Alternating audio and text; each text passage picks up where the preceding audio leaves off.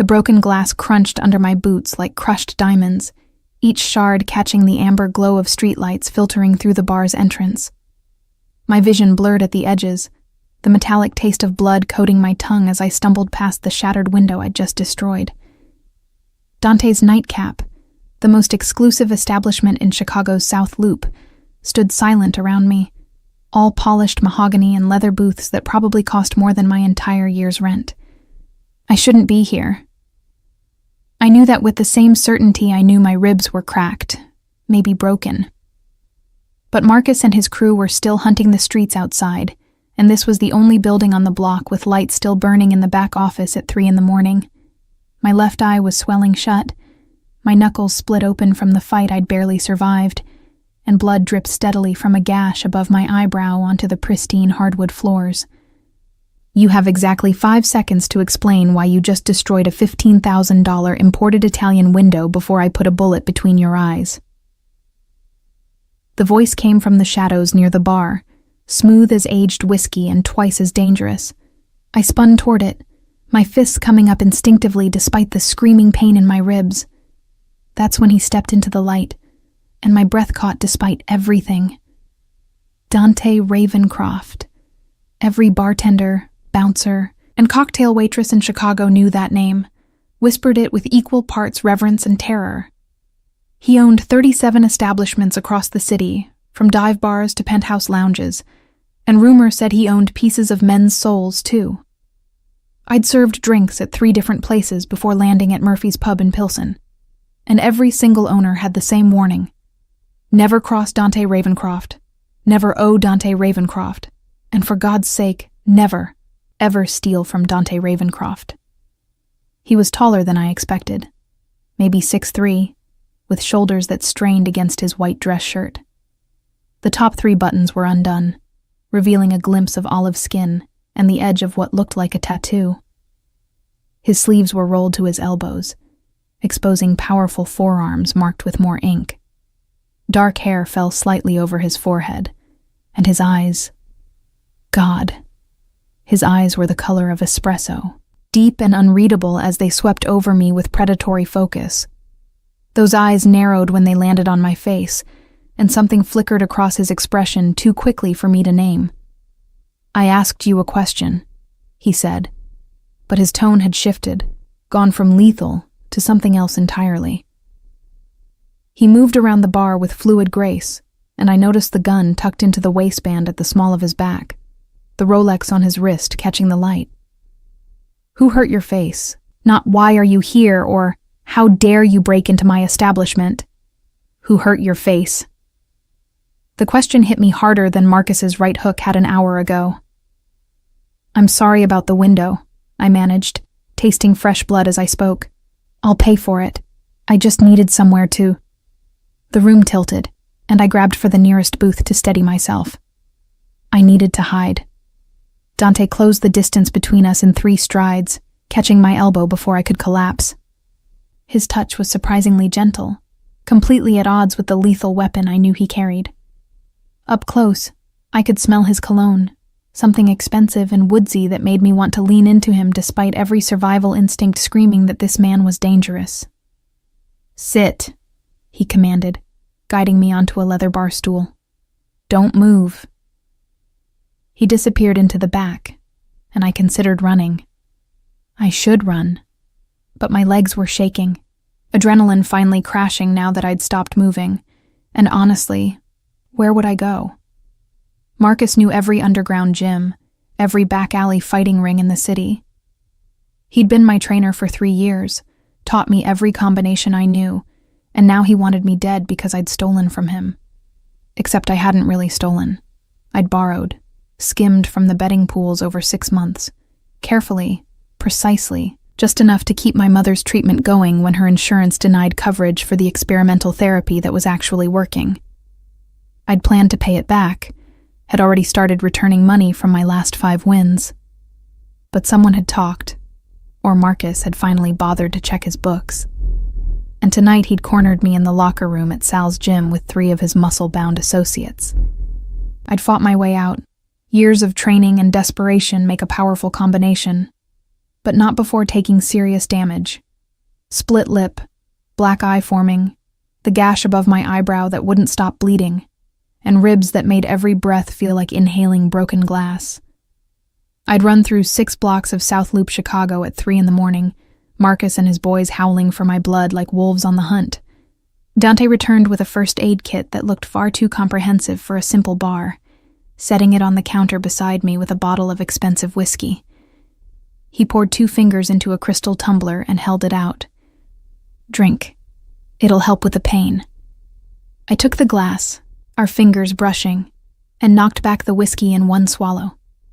It burned down my throat, warmth spreading through my chest, temporarily overriding the ache in my ribs.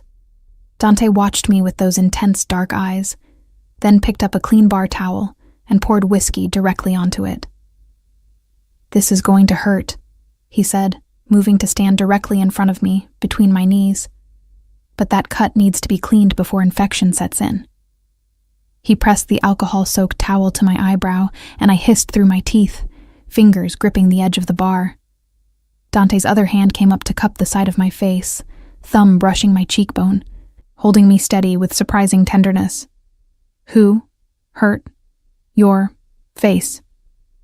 Each word was precisely enunciated, and I realized he was furious.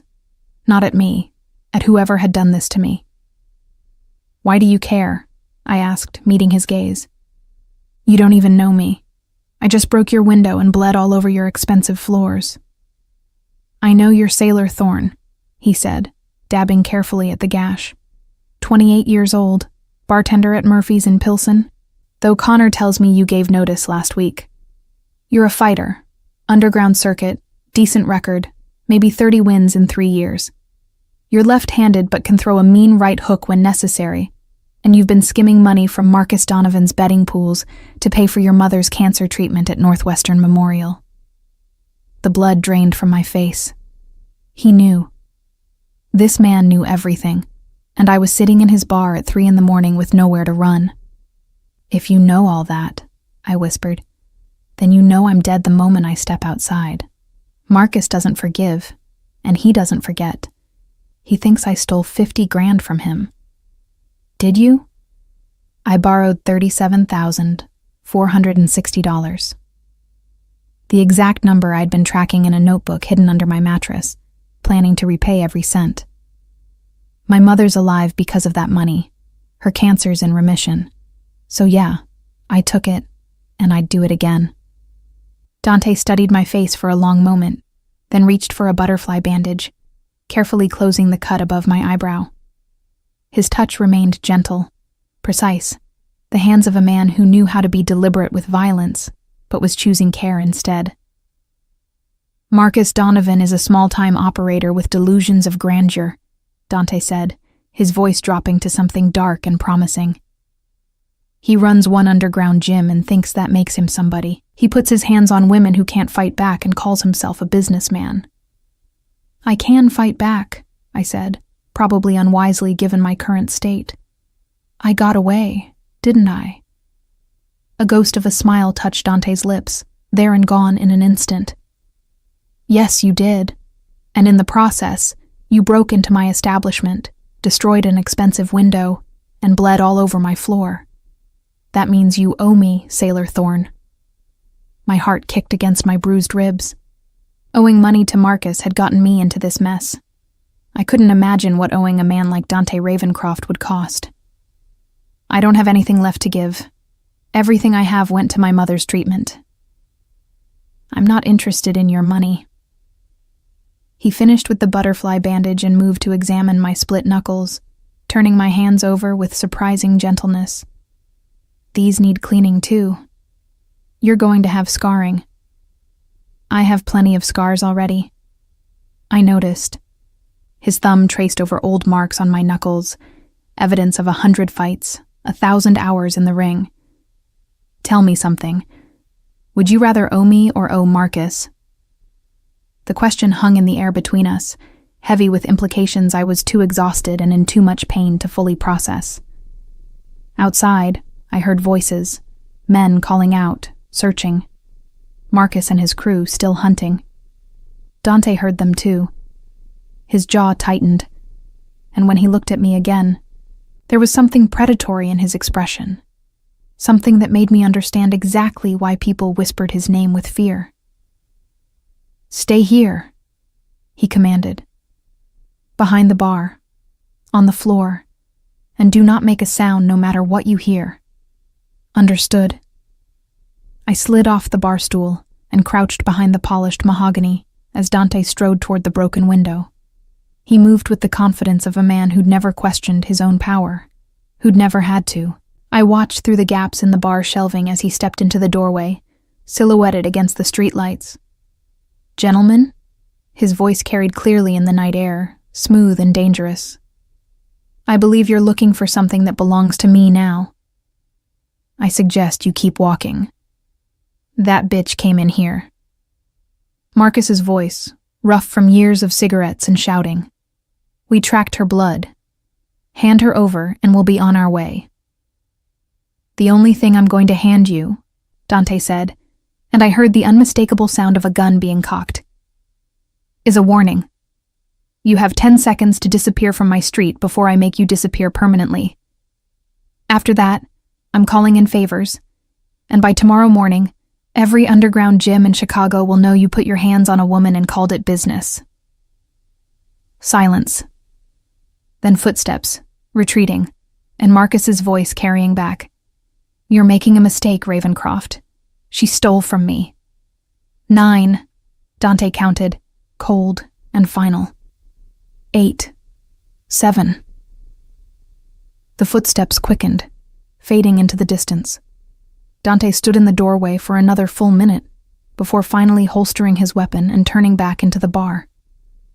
He found me still crouched behind the counter, my entire body shaking now that the adrenaline had fully worn off.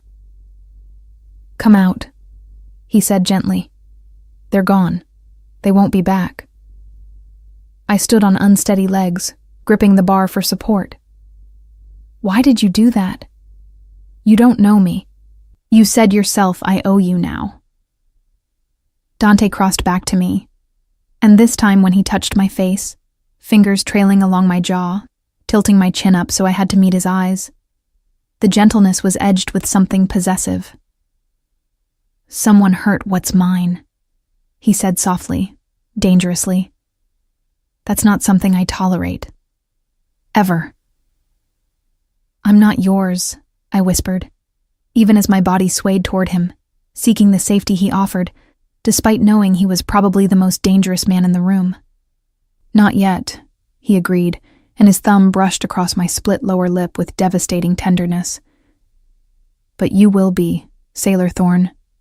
By the time I'm done protecting you, by the time I'm done hunting down every man who thought he could touch you, you'll understand exactly what it means to belong to Dante Ravencroft."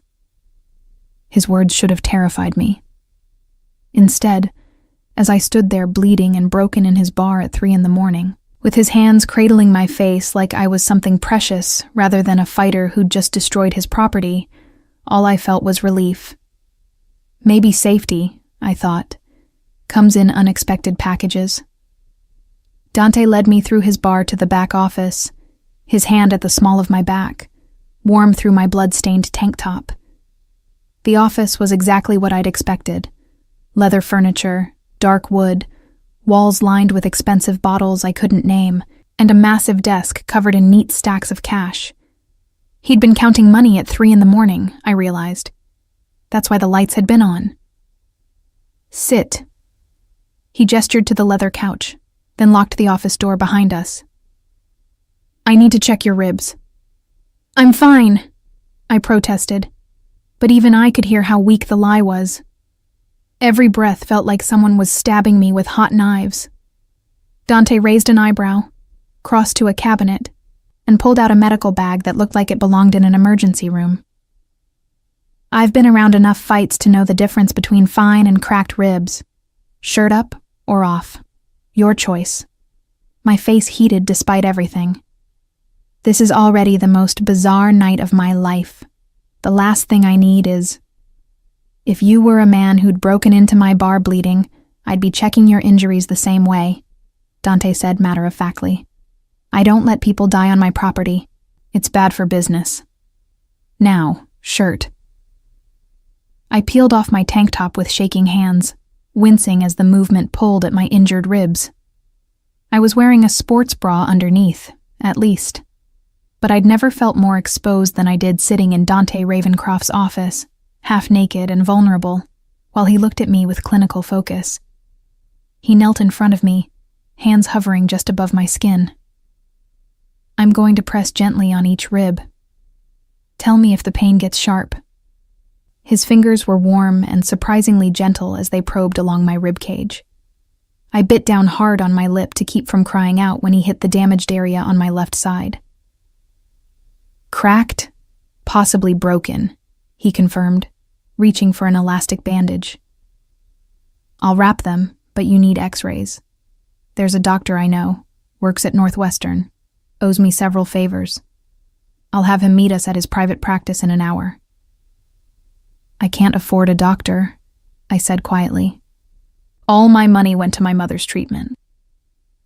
Dante's hands paused in their wrapping, and when he looked up at me, something fierce burned in his dark eyes. Did you hear me mention money? I said he owes me.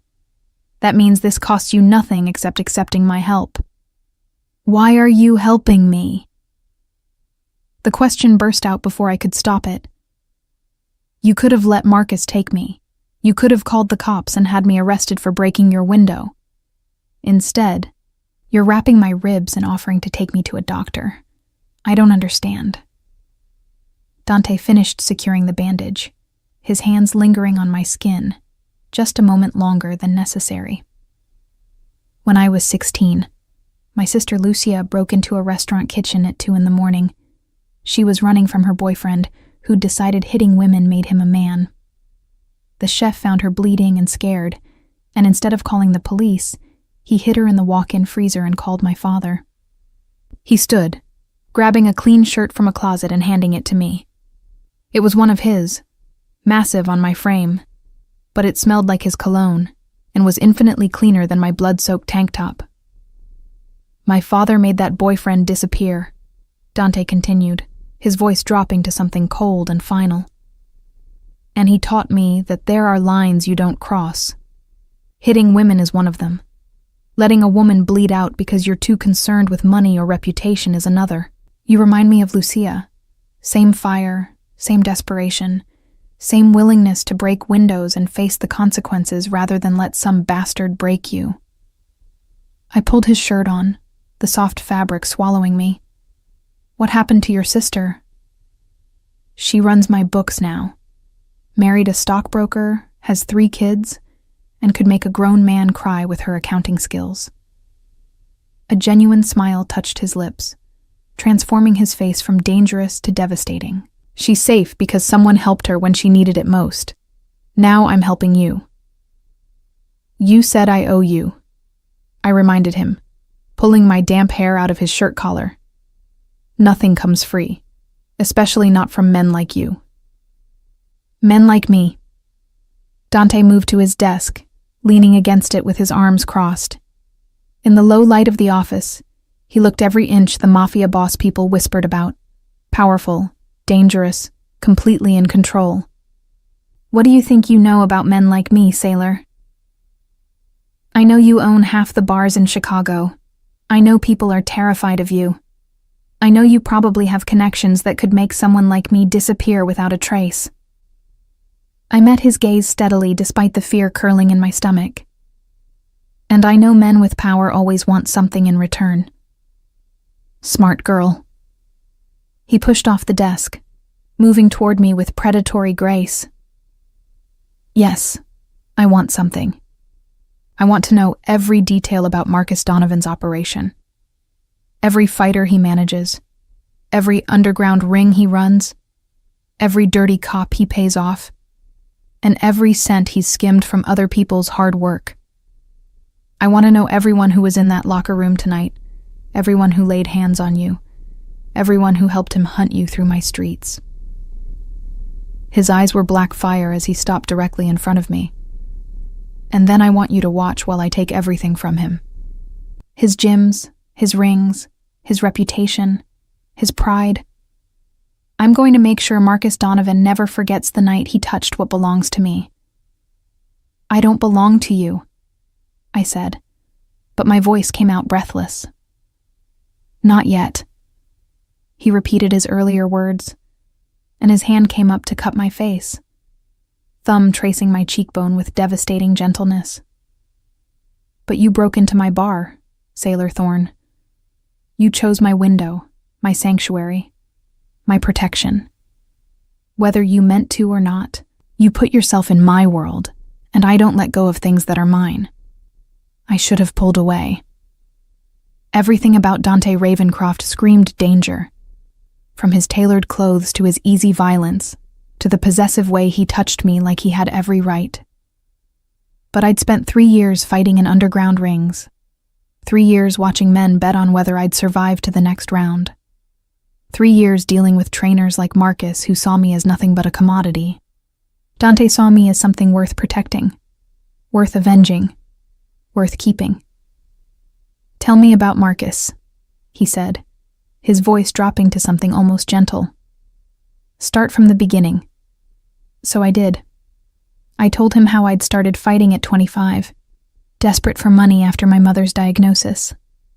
How Marcus had found me winning bar fights in Pilsen and offered to train me properly. How he'd been decent at first, professional, until I started winning regularly and the betting money rolled in. How he'd taken 60% of my winnings, saying it was standard, and how I'd been too desperate to argue. I told Dante about discovering the discrepancies in Marcus's books 6 months ago, realizing he was skimming from multiple fighters and pocketing the difference. About how I'd started my own skimming operation, carefully extracting money from the betting pools to pay for my mother's experimental treatment. I kept perfect records, I said, pulling out my phone and showing him the spreadsheet I'd maintained. Every cent I took, every payment I made to the hospital, every fight where I adjusted the numbers. I planned to pay it all back once my mother was in remission and I could focus on winning bigger fights. Dante studied the spreadsheet with the focus of a man who understood money and power. This is good. Detailed. You've got transaction dates, ring locations, even the names of the bookies handling bets. Marcus is sloppy. He probably didn't realize you were documenting everything. I'm a bartender, I said with a shrug that made my ribs scream. We pay attention to details. Plus, I figured if he ever caught me, I'd need proof that I was only taking what he'd already stolen from others. You weren't wrong.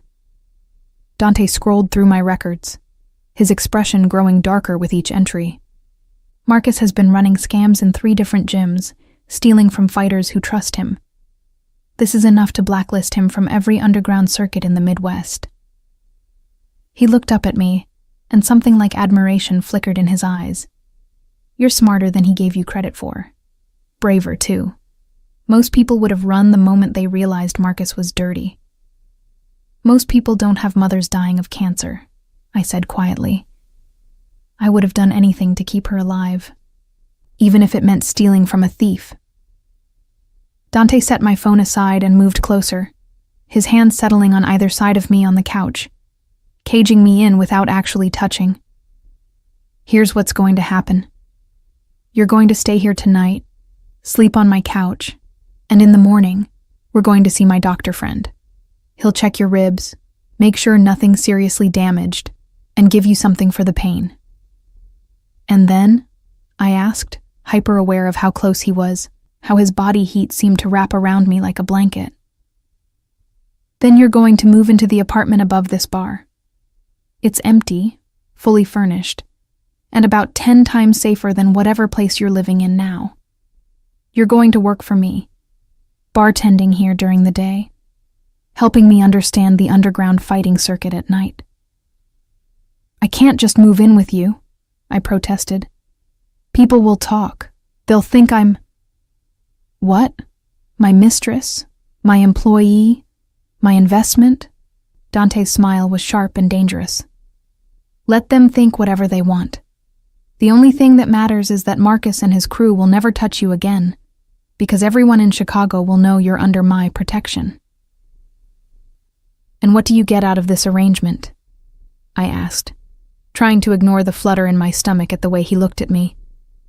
Dante's hand came up, fingers tangling in my hair, tilting my head back so I had to meet his eyes. I get to watch you heal. I get to train you properly, teach you how to fight without getting yourself killed. I get information about Marcus's entire operation, and I get the satisfaction of destroying a man who thinks he can hurt women in my city. His thumb brushed my lower lip, and I felt the touch everywhere. And eventually, when you're ready, when you understand that I'm nothing like the men who've hurt you, I get you. Completely. No more running, no more fighting alone, no more choosing between your safety and your mother's health.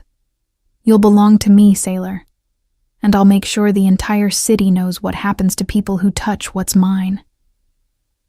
That's insane, I whispered. You don't even know me. I know enough. I know you'd rather break windows than break your word.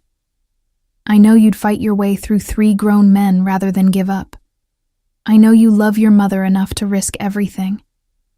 That's enough for me. He leaned in, and for a heart-stopping moment, I thought he might kiss me. Instead, his lips brushed my forehead, tender and claiming all at once. Get some rest, he murmured against my skin. Tomorrow we start taking apart Marcus Donovan's world piece by piece. And Sailor, the men who hurt you tonight, they're going to wish they'd never touched you. I promise you that. He pulled back, leaving me feeling cold without his warmth, and moved to his desk. He grabbed a blanket from the closet and draped it over me with surprising care. Sleep. I'll be here all night, working. You're safe. I shouldn't have believed him. I shouldn't have trusted a Mafia boss who'd known me for less than 2 hours. But as I curled up on his leather couch, wrapped in his blanket and his shirt, listening to the sound of him working at his desk, I felt safer than I had in 3 years. Maybe Dante Ravencroft was dangerous. Maybe he was possessive and controlling, and exactly the kind of man I should run from. But he'd looked at my broken face and asked who hurt me. He'd wrapped my ribs with gentle hands and offered me protection without asking for anything I wasn't willing to give. For the first time since my mother's diagnosis, I wasn't alone in the fight. And that was worth whatever price Dante would eventually demand.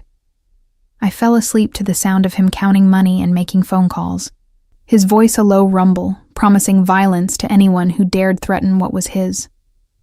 Tomorrow, I'd worry about what I'd gotten myself into. Tonight, I just let myself rest. 3 days later, I stood in the apartment above Dante's nightcap, staring at the space that had somehow become mine. The doctor had confirmed 2 cracked ribs, but nothing more serious, wrapped me properly, and given me industrial-strength painkillers that actually worked. Dante had hired movers to collect my belongings from my studio apartment in Pilsen, all of which fit into 6 boxes, and had them delivered before I could protest. The apartment itself was stunning. Exposed brick walls, floor-to-ceiling windows overlooking South Loop, a kitchen with appliances I'd only seen in magazines, and a bedroom larger than my entire previous living space. It felt like something from a different life, one where I wasn't counting pennies and fighting in basement rings for grocery money. The locks are biometric, Dante explained, demonstrating the security system on the front door. Your fingerprint, plus a code only you and I know. The windows are bulletproof, and there's a panic button in every room that connects directly to my phone. Bulletproof windows, I repeated, trying to process the level of security he'd installed. That seems excessive for a bartender. Dante turned to face me, and in the afternoon light streaming through those bulletproof windows, I could see him clearly. The sharp line of his jaw, the faint scar above his left eyebrow, the way his dress shirt pulled across his shoulders. He'd rolled his sleeves up, revealing the full extent of the tattoos on his forearms. Italian words I couldn't quite read, mixed with images of ravens and roses. You're not just a bartender anymore, Sailor. You're someone Marcus Donovan wants dead, which means you need protection. And you're someone working for me, which means your safety reflects on my reputation. He moved closer, and I caught that woodsy cologne again. Besides, I prefer my investments intact. Is that what I am? An investment. You're whatever you need to be to accept my help. His hand came up, fingers trailing down my arm, and I tried to ignore the goosebumps that followed his touch. Fighter, bartender, investment. Mine. The possessiveness in that last word should have bothered me. Instead, I found myself leaning into it, into him, drawn by something I couldn't quite name. Dante, I started, but he shook his head. I have a meeting in an hour. Get settled, take your pain medication, and rest those ribs. Tomorrow night we start your real training. What real training? His smile was sharp and dangerous. If you're going to work for me, you need to know how to fight properly, not just street brawling and underground ring tactics. I'm going to teach you how to survive in my world. He left before I could respond, and I spent the rest of the day unpacking my meager belongings and trying not to think about what surviving in his world might entail. The next night, Dante led me down to a private gym in the basement of his building. It was easily 3 times the size of any underground facility I'd trained in, with professional equipment, pristine floors, and lighting that actually worked. No blood-stained mats or broken equipment here. Show me what Marcus taught you, Dante said, leaning against the wall with his arms crossed. He'd changed into athletic wear, black pants and a fitted shirt that showed every line of muscle, and looked every inch the predator I knew him to be. I moved to the heavy bag and started running through combinations. Jab, cross, hook, uppercut. The movements were fluid despite my wrapped ribs, muscle memory taking over. I'd spent 3 years perfecting these combinations, learning to hit hard and fast and survive. Dante watched silently for 10 minutes before pushing off the wall. Stop. I turned, breathing hard. What's wrong? Everything. He moved into the ring with me, circling like he was assessing prey. Your stance is too wide, leaves you vulnerable to leg sweeps. Your guard drops after the 3rd punch in any combination. You telegraph your right hook by dropping your shoulder. And you're favoring your uninjured side so heavily that anyone paying attention would know exactly where to hit to take you down. Heat flushed my cheeks. I've won 30 fights with that technique. Against other amateurs in underground rings where the biggest prize is $3,000 in bragging rights. Dante moved behind me, his hands settling on my hips, adjusting my stance. I'm teaching you to fight against professionals, against people who fight for keeps, not for show. His touch was electric, even through my clothes. I tried to focus on his instruction rather than the heat of his body behind mine. Feet closer together, he murmured, his breath warm against my ear. Power comes from your core, not from having a wide base. You're a woman fighting against men twice your size. You can't rely on strength. You need speed, precision, and the element of surprise. He moved my arms, adjusting my guard. Higher. Protect your face at all times. Marcus taught you to brawl, but I'm teaching you to win.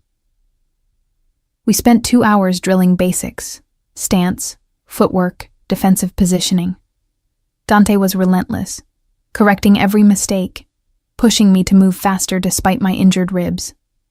By the end, I was drenched in sweat, and my medication was wearing off, pain radiating from my left side. Enough, Dante said, tossing me a towel. You're favoring those ribs too much. We'll continue when you've healed. I'm fine, I protested, even though standing upright felt like torture. Dante raised an eyebrow, then moved with lightning speed, jabbing toward my injured side. I flinched violently, and he caught me before I could fall, his arms wrapping around my waist. You're not fine, he said quietly, and there was something almost tender in his voice. And pushing yourself before you're healed will only make the injury worse. I need you functional, sailor, not broken. You sound like you actually care, I said, meaning it as a joke, but it came out vulnerable. Dante's arms tightened around me, and he leaned down until his forehead nearly touched mine. I told you, I don't let people hurt what's mine. That includes you hurting yourself. Before I could respond, his phone buzzed. He released me with obvious reluctance and checked the screen, his expression darkening. Problem? I asked. Marcus is hosting a fight tonight at Sal's gym. Big money, lots of spectators. Dante's eyes met mine, something calculating in their depths. How would you like to make an appearance? My stomach dropped. You want me to go back there, after what happened? I want Marcus to see you. I want him to know you're alive, healthy, and under my protection. I want every fighter and bookie in that gym to understand that touching you means answering to me. He moved closer, his hand cupping my face with that devastating gentleness. Unless you're not ready. I won't push you into something you can't handle. The old sailor would have said yes immediately, would have jumped at the chance to prove she wasn't scared. But 3 days of living in Dante's world had taught me something. Sometimes showing strength meant knowing your limits. My ribs are still cracked, I said honestly. If someone starts something, I can't defend myself properly. You won't have to defend yourself. That's what I'm for. His thumb traced my cheekbone, and I found myself leaning into the touch. You just have to stand beside me and look beautiful. I'll handle everything else. I don't do beautiful, I protested. I do functional and practical. Dante's smile was slow and devastating. Trust me, sailor. You do beautiful just fine. 2 hours later, I stood in front of my bathroom mirror, barely recognizing myself. Dante had sent up a stylist, a terrifyingly efficient woman named Rosa, who'd transformed me from underground fighter to something else entirely. She dressed me in fitted black pants, heeled boots that added 3 inches to my height, and a deep green silk top that somehow made my eyes look brighter despite the fading bruises. My hair was loose and styled, makeup subtle but effective at covering the worst of my injuries. You look perfect, Rosa declared, like you could kill a man and not break a sweat. That's the goal, I asked weakly. Honey, when you walk into that gym on Dante Ravencroft's arm, every person there needs to understand you're untouchable. This outfit says you're dangerous, protected, and not someone to mess with. Dante was waiting in the apartment's living room when I emerged, and the look on his face made my breath catch. He'd changed into a charcoal suit with a black shirt, no tie, looking every inch the dangerous predator he was. But when his eyes landed on me, something shifted in his expression. Possessive pride mixed with something darker and hungrier. Sailor, he said, my name a rough caress. You're going to make every man in that gym wish they'd never touched you. He offered his arm, and I took it, trying to ignore how right it felt to be anchored to him. We drove to Pilsen in his black Mercedes, the city lights streaming past, and I tried not to think about the last time I'd been at Sal's gym. The underground facility was packed when we arrived, the air thick with sweat and testosterone, and the metallic scent of blood. A fight was already underway in the ring, 2 heavyweights pounding each other while spectators screamed and waved betting slips. The moment we entered, silence rippled through the crowd. Every eye turned to us, to Dante in his expensive suit, and me at his side, clearly alive and clearly under his protection. I spotted Marcus immediately. He stood near the ring, his face going pale when he saw me. His 3 associates, the ones who'd cornered me in the locker room, went rigid, hands moving toward weapons they probably shouldn't have been carrying. Dante's hand settled at the small of my back, warm and reassuring, as he guided me through the crowd. People parted like water around us, no one willing to get between Dante Ravencroft and wherever he was going. We stopped directly in front of Marcus. Up close, I could see the fear in his eyes, could smell the nervous sweat despite the gym's chill. Marcus, Dante said, his voice carrying easily over the noise of the fight. I believe you've met my employee. You're... Marcus's eyes darted between us. She stole from me. She borrowed money you'd already stolen from others. Dante's tone was conversational, almost friendly, but there was steel underneath. I've reviewed her documentation. Very thorough. I'm sure the boxing commission would find it fascinating reading. Marcus's face went from pale to red. You can't threaten me in my own gym. This isn't a threat. Dante smiled, and it was one of the most dangerous expressions I'd ever seen. This is information. As of tonight, every underground ring in Chicago knows that Sailor Thorne is under my protection. If she gets so much as a paper cut, I'm going to assume you're responsible. And Marcus? I don't make people disappear into rivers. I make them wish they could disappear. He turned to the assembled crowd, raising his voice. Anyone here have a problem with Miss Thorne? Anyone want to collect on whatever bounty Marcus might have offered? Now's your chance to speak up. Silence. Absolute. Terrified silence. Good. Dante's hand slid around my waist, pulling me against his side in a gesture that was both protective and claiming. Glad we understand each other. Oh, and Marcus? Consider this your notice. You have 60 days to clear out of every gym you operate in Chicago. After that, your licenses, your permits, your under-the-table agreements, they all become my problem to solve. Permanently. We turned to leave, but Marcus's voice stopped us. You can't do this. I have connections. Dante turned back slowly, and the look on his face made me shiver. You have nothing I can't take away. Remember that. We left Sal's gym with my hand in his, the crowd parting silently around us. I didn't look back, didn't need to see Marcus's face to know we'd won this round. In the car, my hands were shaking, adrenaline and relief and terror all mixed together in my bloodstream. You okay? Dante asked, his hand covering mine. You just threatened to destroy a man's entire operation because of me, I said quietly. That's not. I'm not used to people protecting me like that. Get used to it. He brought my hand to his lips, pressing a kiss to my bruised knuckles. You're mine now, Sailor. That means your enemies are my enemies. Your fights are my fights. And anyone who thinks they can hurt you is going to learn exactly what that means. His words should have scared me, should have made me run. But as we drove through Chicago's streets with his hand holding mine, all I felt was safe. 2 weeks after the confrontation at Sal's gym, I was working the afternoon shift at Dante's nightcap when the door opened and a woman I'd never seen before walked in. She was striking.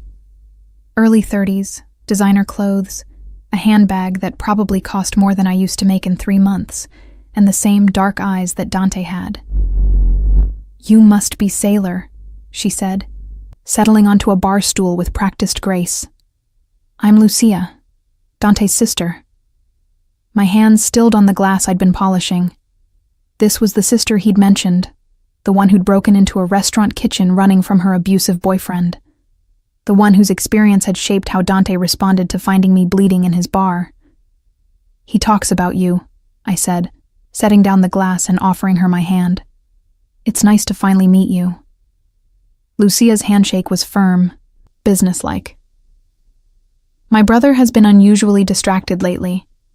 I wanted to see the woman responsible for that. She ordered a gin and tonic, and I made it exactly how I would for any customer, pretending my hands weren't shaking. Lucia Ravencroft wasn't just Dante's sister. She was his accountant, his advisor, and from what I'd gathered, one of the few people whose opinion he actually valued. He helped you, Lucia said, after taking a sip. The same way someone helped me once. That's why he brought you here. Gave you protection. I know. I leaned against the bar, meeting her gaze. He told me about what happened to you, about how your experience taught him to never look away when a woman needs help. Did he tell you what happened to the man who hurt me?" I shook my head, and Lucia's smile was sharp. "My father had him beaten so badly he spent 6 months in the hospital. Then, when he got out, they made sure he left Chicago and never came back. Our family doesn't forgive people who hurt women." She traced the rim of her glass thoughtfully. "But Dante isn't our father. He's worse, more controlled, more methodical, and infinitely more dangerous when someone crosses a line he's drawn. So I'm here to ask you something, Sailor Thorne. Do you understand what you've gotten yourself into? Do you understand what it means to be under my brother's protection?" "I'm learning," I said honestly. "Every day, I'm learning more about your brother's world. And what have you learned?" I thought about the past 2 weeks, about training sessions where Dante taught me to fight properly while his hands lingered on my waist just a second too long. About quiet dinners in the apartment above the bar, where we talked about everything except the growing tension between us. About the way he looked at me like I was something precious and dangerous all at once. I've learned that your brother is nothing like Marcus or any other man who's tried to control me. He's possessive, yes. Protective to the point of being overwhelming. But he's never once made me feel like I'm less than I am. He sees me as a fighter, not just someone to protect." Lucia studied me for a long moment, then smiled. "Good answer. Wrong answer. And I would have had to warn you away from my brother. Right answer means I get to be the one to tell you the truth about Dante Ravencroft." She leaned forward, voice dropping. "My brother has never brought a woman into his world before. He's had girlfriends, yes, but they stayed separate from his business, his life, his real self. You're the first woman he's let into his apartment, his bar, his operations. You're the first woman he's trained personally, protected publicly, and claimed in front of his associates." "What are you saying?" "I'm saying my brother is falling for you, probably harder and faster than he's ever fallen for anyone. And when Dante Ravencroft falls, he falls completely. You'll never be rid of him, Sailor. He'll be possessive and demanding, and he'll expect loyalty that borders on obsession. But in return, he'll give you the same. You'll never be alone, never be unsafe, never be unprotected again." My heart was hammering against my healed ribs. That's a lot of pressure. "Yes, it is. That's why I'm here, to make sure you understand what you're signing up for. Because once you're fully his, once you accept everything that means, there's no going back. Dante doesn't do casual. He doesn't do temporary. When he claims something, he keeps it forever." The door to the bar opened, and Dante walked in, stopping short when he saw us together. "Lucia, I didn't know you were stopping by." "I wanted to meet your bartender," Lucia said innocently, finishing her drink. "She makes an excellent gin and tonic. You should give her a raise." She stood, kissed her brother's cheek, then turned to me. "It was lovely meeting you, Sailor. I'm sure we'll see each other again soon. Perhaps at Sunday dinner. Dante never misses Sunday dinner with the family." She left before I could respond, and Dante moved to the bar, his eyes searching my face. "What did she say to you?" "She wanted to make sure I understood what I was getting into with you." I met his gaze steadily. "That you don't do casual or temporary. That when you claim something, you keep it forever." She's not wrong. Dante reached across the bar, his fingers tangling with mine. "I told you the first night, you're mine, Sailor. That hasn't changed. If anything, it's gotten stronger with every day you've been here." "Dante," I started, but he shook his head. "I know this is fast. I know you're still healing, still figuring out if you can trust me. But I need you to understand something." He moved around the bar, backing me against the shelves of expensive liquor. "I've spent 15 years building my empire.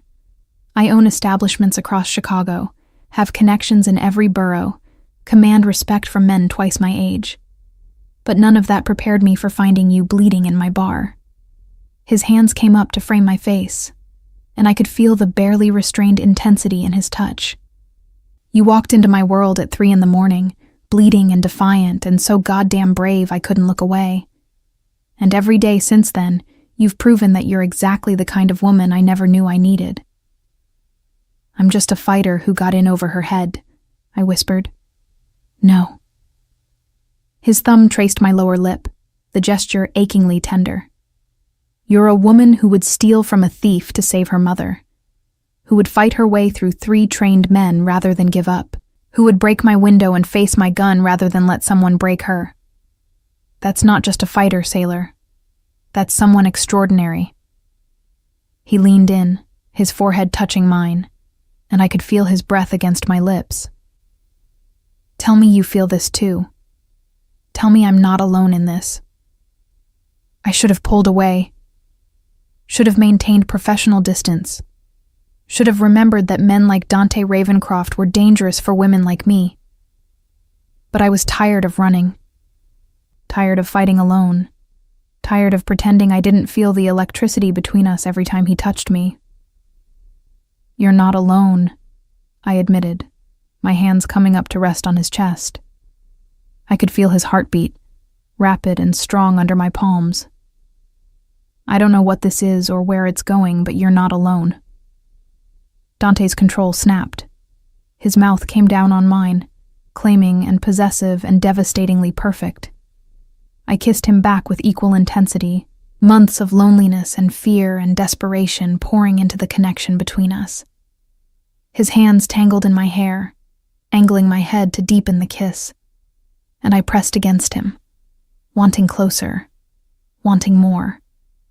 When we finally broke apart, both breathing hard, Dante rested his forehead against mine again. Mine, he whispered, and it wasn't a question. Yours, I confirmed, and felt something settle in my chest at the admission. The door to the bar opened, shattering the moment. Dante pulled back smoothly, his professional mask sliding into place, but his hand remained at my waist, claiming and protective. One of his associates entered, a man I recognized as Anthony, who handled security for several of Dante's establishments.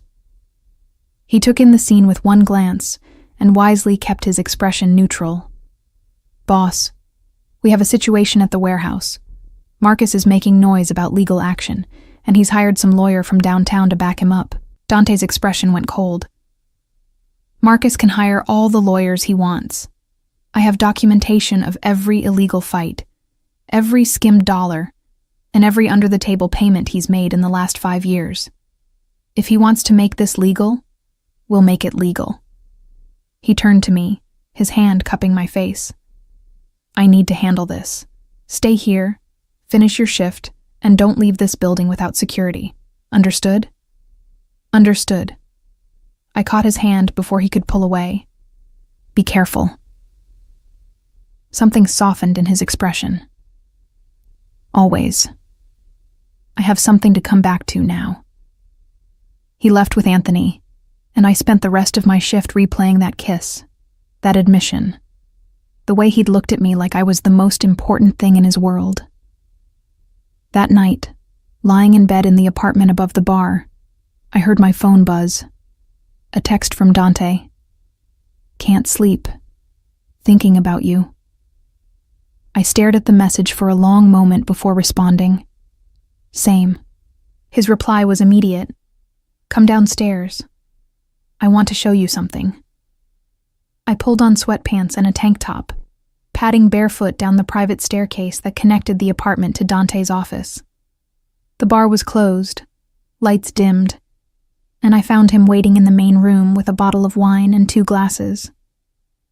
I thought you had warehouse business to handle, I said, accepting the glass he offered. Handled. Marcus's lawyer took one look at the documentation I provided and advised him to drop any legal action immediately. Dante guided me to one of the leather booths, sliding in beside me. Which means we need to talk about next steps. Next steps? Marcus is cornered. His operation is dying, his fighters are leaving for other gyms, and his reputation is destroyed. Cornered animals are the most dangerous, sailor. He's going to do something desperate, and I need to know you're protected. I have security. I have the apartment. I have you. I sipped the wine, letting the smooth red warm my throat. What more protection do I need? Dante's hand settled on my thigh, warm through my sweatpants. I want you to stop working the bar during the day, stay in the apartment, train with me at night, and let me handle the public-facing aspects of the business until Marcus is completely neutralized. You want me to hide, I said flatly. I want you safe. His hand tightened on my leg. There's a difference.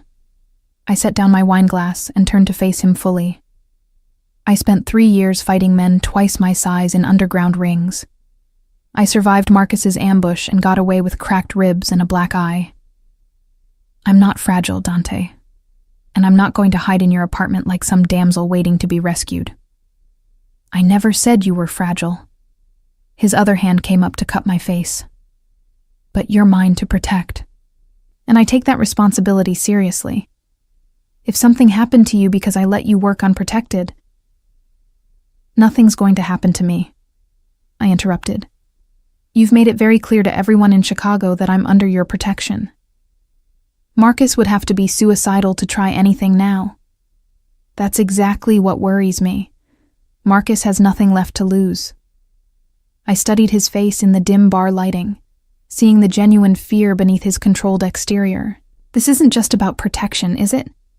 This is about control. You need to know where I am, what I'm doing, that I'm safe every moment of every day. Yes, Dante admitted, his thumb tracing my cheekbone. I need that. Is it irrational? Probably. Is it excessive? Definitely. But I can't turn it off, sailor. You're in my head constantly. And the thought of you being hurt again? His voice roughened. I can't let that happen. I leaned into his touch, feeling the weight of his need for control and understanding it for what it was. Not dominance, but desperation. What if we compromise? I keep working the bar during afternoon shifts when you're here. At night, I stay in the apartment or train with you. I check in regularly. I don't go anywhere alone, and I let your security team shadow me. Dante's eyes searched mine. You'd do that? Give up that much freedom? It's not giving up freedom. It's accepting that someone actually cares whether I live or die. I caught his hand, pressing it against my cheek. Besides, you're not the only one who's scared. Marcus has nothing left to lose, and I know how dangerous that makes him. I don't want to be stupid about my safety. You could never be stupid, Dante murmured. And then he was kissing me again, softer this time, but no less intense. His hands moved to my waist, lifting me effortlessly until I was straddling his lap in the booth, and I wrapped my arms around his neck, losing myself in the taste and feel of him.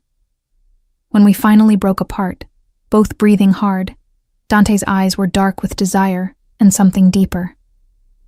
Stay with me tonight. Not in the apartment. Here. With me. I knew what he was asking, what it meant to cross that line. Dante. Just to sleep, he clarified, though his hands on my waist told a different story. I want to hold you. I want to wake up knowing you're safe. That's all. Unless you want more. I should have said no. Should have maintained some boundary between us. But the truth was, I wanted this as much as he did. Wanted to sleep in his arms, wanted to wake up next to him, wanted to stop fighting the connection that had been building since the moment I'd broken his window. Okay, I whispered, just to sleep. Dante's smile was slow and devastating as he stood, lifting me with him. Liar, he murmured against my lips. But I'll take what I can get. He carried me up the private staircase to his apartment, one I'd never seen, larger and more luxurious than mine, and laid me on his massive bed with surprising gentleness. Then he stripped down to his boxer briefs and climbed in beside me, pulling me against his chest. "This is just sleeping," I protested weakly, very aware of the heat of his skin against mine. "Absolutely," Dante agreed, his hand sliding under my tank top to rest on my bare waist. "Just sleeping, with my hand on your skin, in my bed, where you belong." I laughed despite myself, curling into him, feeling safer and more content than I had in years. "You're impossible." "I'm yours," he corrected, pressing a kiss to the top of my head. "Get some rest, sailor. Tomorrow, we finish what Marcus started." I fell asleep in Dante Ravencroft's arms, listening to his heartbeat and feeling, for the first time since my mother's diagnosis, like maybe everything was going to be okay. I woke to sunlight streaming through floor-to-ceiling windows and Dante's arm heavy across my waist. At some point during the night, I'd turned toward him, my face pressed against his bare chest, one leg hooked over his. He was still asleep, his usually sharp features relaxed, dark hair falling over his forehead in a way that made him look younger, less dangerous. I took the opportunity to study him properly. The strong line of his jaw, the scar above his eyebrow that I'd noticed before, the intricate tattoos that covered his arms and chest. Up close, I could see the Italian words more clearly. La familia è tutto. Family is everything. "You're staring," Dante murmured, his voice rough with sleep, eyes still closed. "You're worth staring at," I admitted, then immediately felt heat flood my face. His eyes opened, dark and warm, and his hand tightened on my waist. "Stay just like this. Let me have this moment before the day starts and everything gets complicated again." So I stayed, letting him hold me, feeling his heartbeat under my palm and trying not to think about how right this felt, how easy it would be to fall completely for this man who'd shown me more care in 3 weeks than I'd experienced in years. "My mother wants to meet you," I said quietly. "She called yesterday. I told her I'd moved, and she wants to see the new place. See you." Dante's hand moved to cup the back of my head, fingers tangling in my hair. "What did you tell her about me?" "That you're my boss, that you helped me when I needed it, that you're—" I trailed off, unsure how to categorize what Dante was to me. "That I'm yours," he finished softly. "Tell her the truth, sailor. Tell her you're with the most dangerous man in Chicago, and he'd burn the city down before he let anyone hurt you again. That might scare her." "Good. She should be scared for you. This world I'm bringing you into isn't safe. It's violent and ruthless and unforgiving. But I promise you this. As long as you're mine, you'll never face it alone." His phone buzzed on the nightstand, shattering the moment. Dante grabbed it, his expression darkening as he read the screen. "What is it?" I asked, sitting up. Marcus made his move. 3 of my establishments were vandalized last night. Windows broken, inventory destroyed, threatening messages left. Dante was already moving, pulling on clothes with efficient speed. "He's trying to force me into a confrontation. What are you going to do?" Dante turned to look at me, and the man who'd held me so gently moments ago was gone. In his place was the Mafia boss Chicago feared, cold and calculating and absolutely lethal. "I'm going to give him exactly what he wants, a confrontation. But on my terms, in my territory, with my rules." He crossed back to the bed, cupping my face in both hands. "You're staying here today. Security outside the door, no exceptions. This ends tonight, sailor. One way or another." "Let me come with you," I said, grabbing his wrists. "I can help. I know Marcus's tactics, his patterns." "No." The word was absolute. "You're not going anywhere near him. I won't risk you. Not for this. This started because of me, because I stole from him, because I needed that money for my mother's treatment. I should be there when it ends." Dante's jaw tightened. "This stopped being about you the moment Marcus decided to hunt you like an animal through my streets. This is between him and me now, about respect, about territory, about understanding what happens when you touch what's mine. You don't need to be there for that. He kissed me, hard and possessive and final, then pulled away. Stay here. I mean it, sailor. Don't leave this apartment. He was gone before I could argue further, the door closing behind him with terrible finality. I spent the morning pacing the apartment, training in the private gym, trying to burn off the anxious energy coursing through me. Dante had left 2 security guards outside my door, silent, professional men who probably had guns under their tailored suits. Around noon, my phone rang. Unknown number. I almost didn't answer, but something made me pick up. Sailor Thorne? A woman's voice, professional, unfamiliar. This is Dr. Chen from Northwestern Memorial. I'm calling about your mother. My heart stopped. What's wrong? Is she okay? She's stable, but she's asking for you. There's been a complication with her treatment, and she's quite agitated. She specifically requested that you come to the hospital. I'll be there in 20 minutes, I said, already grabbing my jacket. I made it past Dante's security by lying, told them I was just going down to the bar, needed to check on something. Then I slipped out the back exit and caught a cab to Northwestern Memorial. The hospital was familiar territory. I'd spent months here during my mother's treatment, knew the halls and waiting rooms like my own apartment. I found her room on the oncology floor, pushed open the door, and walked directly into Marcus's trap. He was there, along with 2 of his associates, and my mother wasn't. The room was empty except for them, and I realized with terrible clarity that there had never been a call from Dr. Chen. Thought you were smarter than this, Marcus said, moving to block the door. But everyone has a weakness.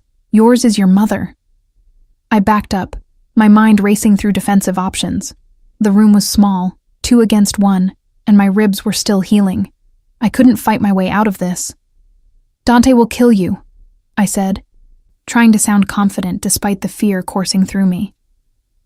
You know that, right? The moment he finds out you touched me, you're dead. Maybe. But first, I'm going to make you pay for destroying my operation. Then I'm going to use you as leverage to make Ravencroft back off. He wants you? Fine. He can have you, after I'm done. Marcus moved toward me, and I did the only thing I could think of. I triggered the panic button on my watch. The one Dante had given me my first day in the apartment. The one that connected directly to his phone and his security team. Then I fought. My first punch caught Marcus in the throat, buying me seconds. His associate came at me from the left, and I used his momentum against him, throwing him into the hospital equipment. But the second associate was bigger, faster, and he caught me around the waist, lifting me off my feet. Pain exploded through my still healing ribs as he slammed me against the wall. I drove my elbow back into his face, felt cartilage crunch, but his grip didn't loosen. Marcus was getting up, fury written across his features, and I knew with terrible certainty that I was out of options. The door exploded inward. Dante came through like a force of nature, followed by 4 of his security team. His eyes found me immediately, took in the situation in an instant, and the look on his face was the most terrifying thing I'd ever seen. Let her go. Each word was punctuated with barely restrained violence. The associate holding me hesitated, and that moment of uncertainty was all Dante needed. He moved with lethal speed, ripping me from the man's grasp and positioning me behind him in one fluid motion. Then he drove his fist into the associate's face with enough force to send him crashing through the hospital room's observation window. What followed was brutal and efficient. Dante's security team subdued Marcus's other associate, while Dante himself focused on Marcus. He didn't use a weapon, didn't need to. His fists delivered punishment with surgical precision, each hit calculated to cause maximum pain without killing. You, Dante said between hits, put your hands, another devastating punch, on what's mine. He was going to kill him. I could see it in the cold fury of his movements, the way he showed no mercy. Marcus was barely conscious, blood streaming from his mouth and nose, and Dante showed no signs of stopping. "Dante!" I grabbed his arm, pulling him back. "Stop. He's not worth it." Dante turned to look at me, and for a heart-stopping moment, I wasn't sure he even recognized me. Then his eyes focused, really seeing me, and the killing rage drained from his expression. "Did he hurt you?"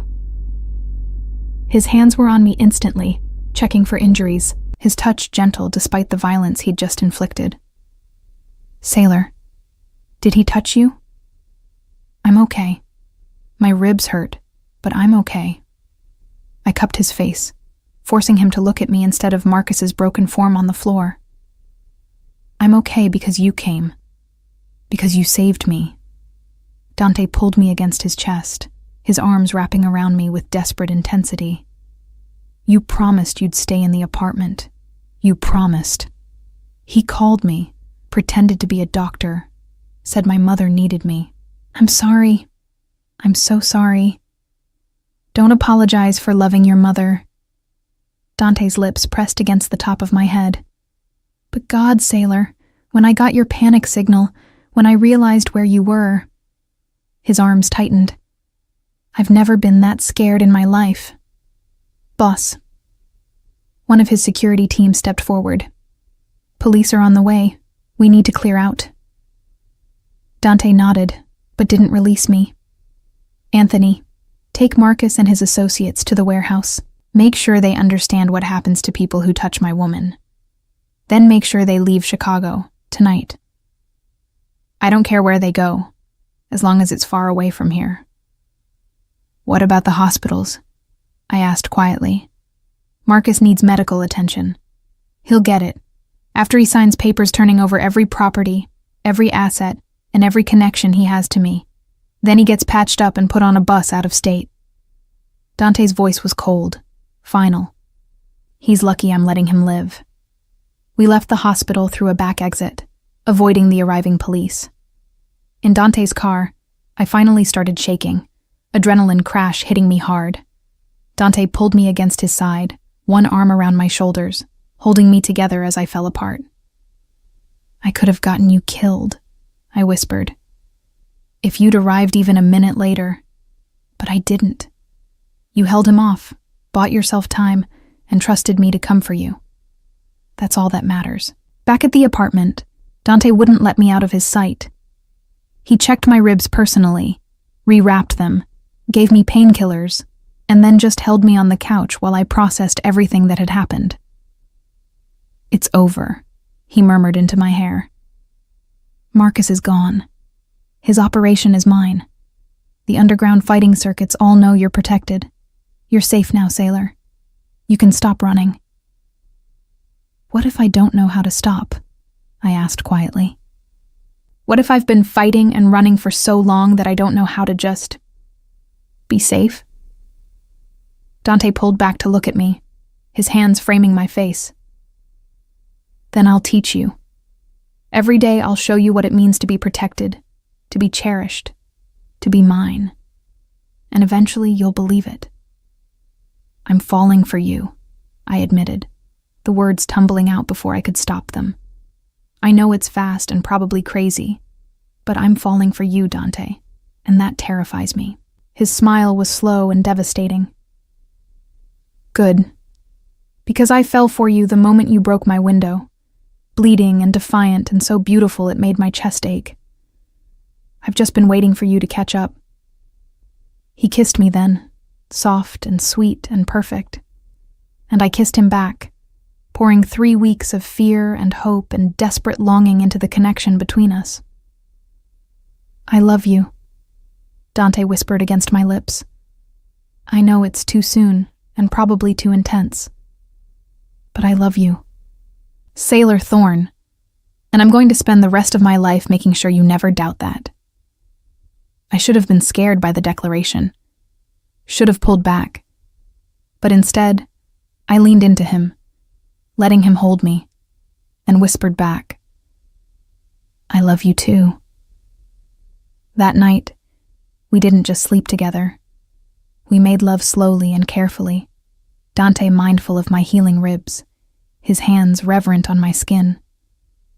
And afterward, lying in his arms, I finally understood what Lucia had meant. Dante Ravencroft didn't do casual. He didn't do temporary. When he loved completely, obsessively, forever. And I was ready for that. Ready for all of it. 6 months later, I stood in what used to be Sal's gym in Pilsen, watching contractors transform the space into something new. Dante stood beside me, his hand at the small of my back, warm and familiar and right. "You're sure about this?"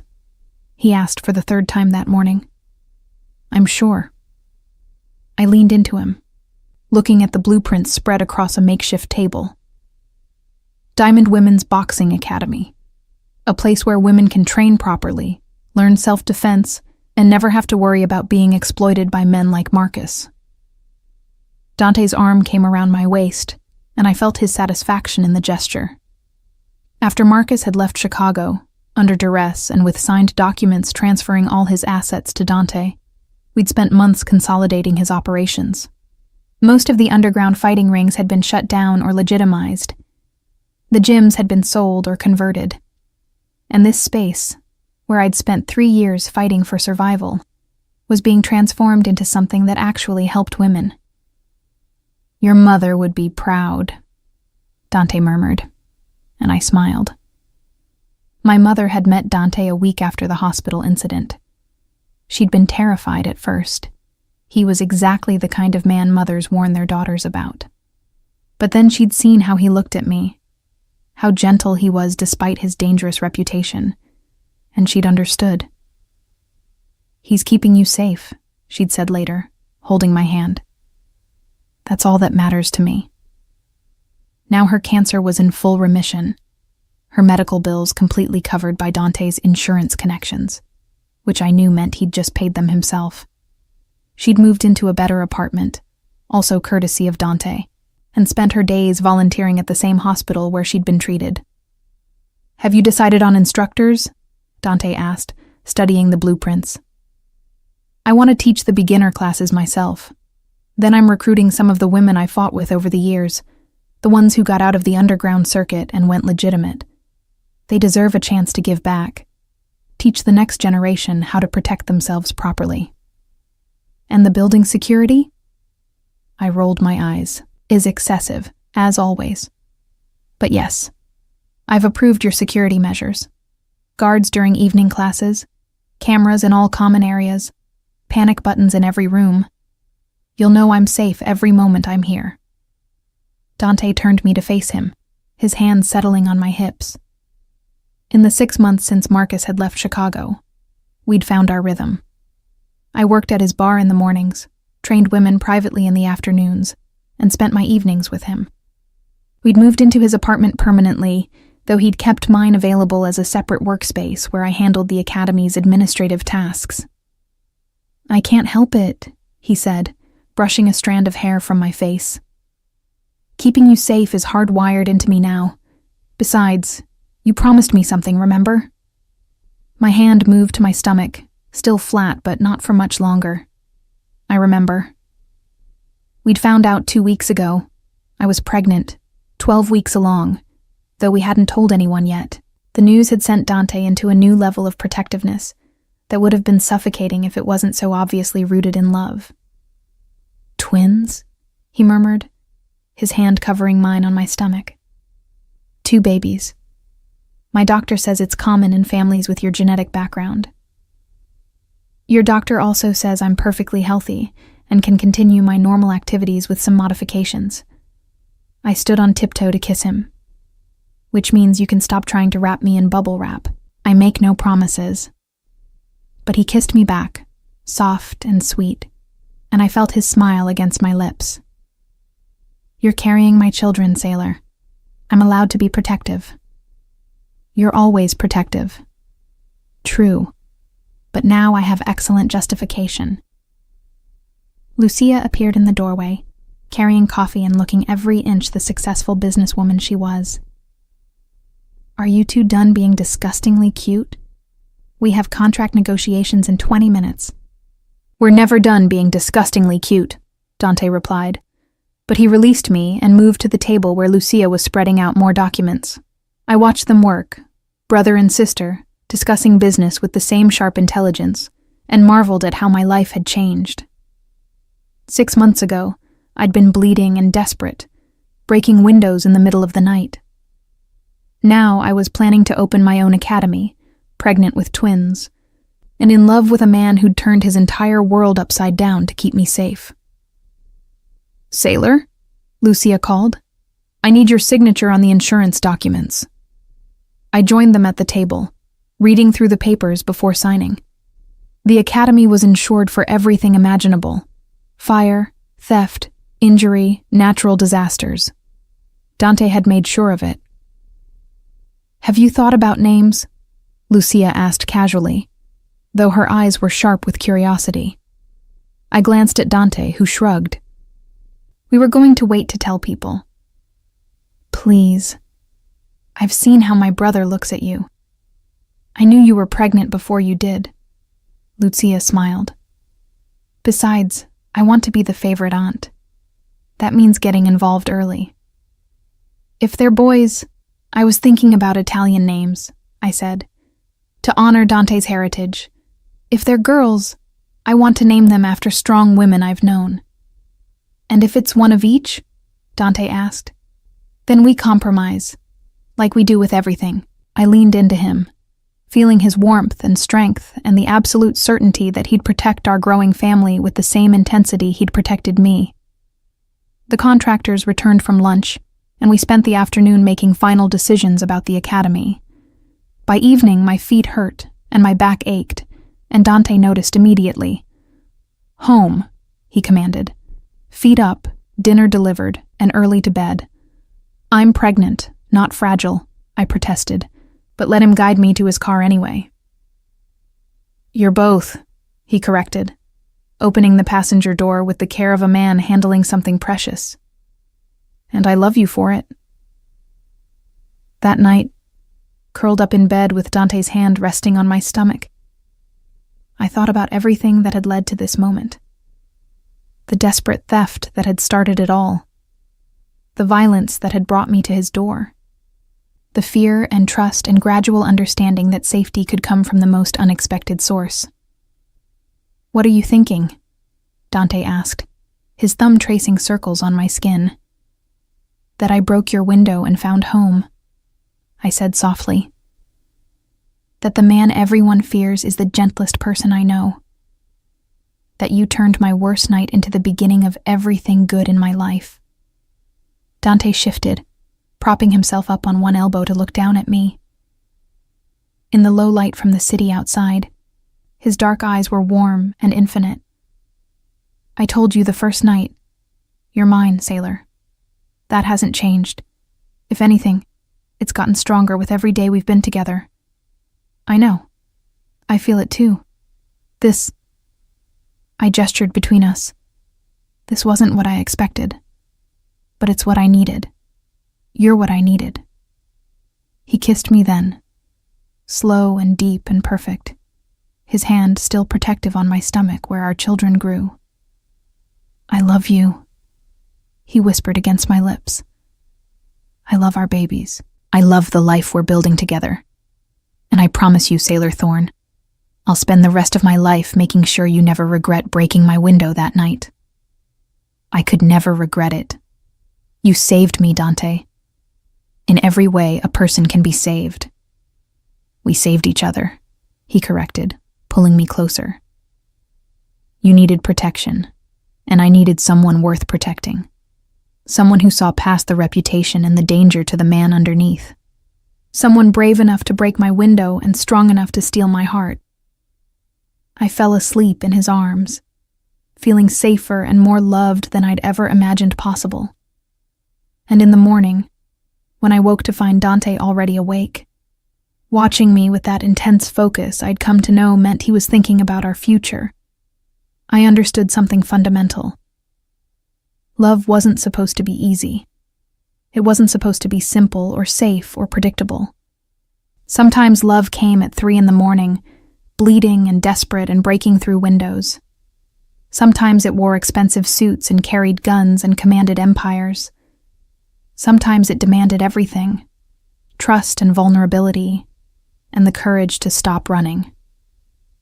And sometimes, when you were brave enough to accept it, love transformed everything. Turned gyms into academies, danger into safety, fear into home.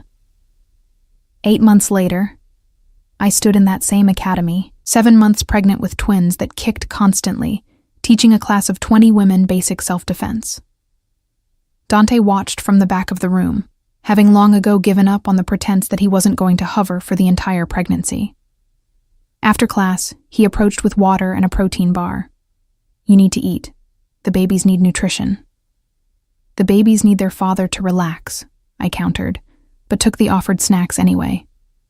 "We're fine, Dante. I'm fine. The doctors say I'm the healthiest pregnant patient they've seen in months. That's because I make sure you rest, eat properly, and don't overdo it." He guided me to a chair, kneeling in front of me to help remove my training shoes. "Your feet are swollen." "My feet are always swollen. I'm 31 weeks pregnant with twins. Everything is swollen." But I let him massage my feet anyway, because despite the excessive protectiveness, Dante's care was genuine and tender, and exactly what I needed. "1 month until the academy's official opening," he said, working on my left foot. "Are you sure you want to be here for that? The babies could come early. The academy opens on schedule, with or without me in attendance. But I plan to be there. This is my dream, Dante. Our dream. I'm not missing it because of swollen feet and backaches." He looked up at me, and the love in his eyes made my breath catch. "You're amazing. You know that? Most women would be at home, resting, preparing for the birth. But you're here, teaching women to protect themselves, building something that matters." "I learned from the best," I said softly, cupping his face. "You showed me that trauma can be transformed into purpose, that violence can be answered with protection, that the worst nights can become the foundation for the best life." Dante stood, pulling me up with him and into his arms. My pregnant belly pressed against him, our babies kicking between us, and I felt his smile against my hair. "I love you," he whispered. "I love our family. I love the life we've built from broken windows and late-night rescues. And I promise you, sailor, our children will grow up knowing that their mother is the strongest, bravest, most beautiful woman I've ever known. And their father," I added, "is the man who looked at a bleeding stranger and saw someone worth saving, worth keeping, worth loving forever." We stood there in the empty academy, holding each other, 2 people who'd found home in the most unexpected way. And when our twins were born 3 weeks later, a boy and a girl, healthy and perfect and loved beyond measure, we named them Hope and Justice. Because that's what we'd built together. Hope for a better future, and justice for all the women who'd suffered like I had. And it all started with a broken window, a dangerous man, and the simple question, "Who hurt your face?" The answer, I'd learned, didn't matter nearly as much as what came after. The protection, the love, the transformation of violence into something beautiful. Dante Ravencroft had asked who hurt my face. And then he'd spent the rest of his life making sure no one ever hurt me again. That was the real story. Not the breaking, but the healing. Not the danger, but the safety. Not the fear, but the love that conquered it. And I wouldn't change a single moment.